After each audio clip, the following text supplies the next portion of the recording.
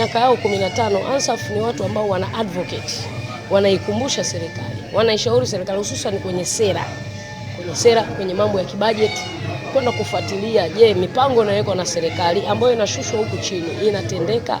Wanaenda kuwaasa vijana kwamba jamani, mna haki hii kwenye kilimo na serikali tayari inafanya.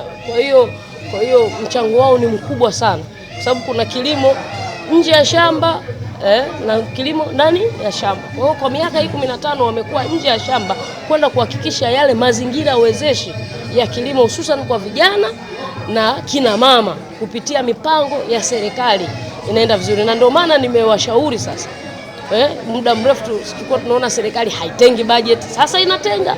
Serikali haina policy nzuri, kwa maana sera nzuri. Sasa hivi sheria zinabadilishwa katika kulinda kilimo. Kwa kazi hilo walikuwa wanaifanya muda mrefu sasa inatendewa kazi, na ndio maana tunawaambia sasa hizi fedha walikuwa nawekeza huko sasa warudi waende site sasa. Tuwaone sasa wanawawezesha vijana hawa kuwa na mashamba ya kisasa, wanawezesha namna yote wakae chini na serikali, kwa sababu serikali ishabadilisha mwelekeo na mengi walikuwa wanashauri na kuyafanyia kazi yanafanywa kazi.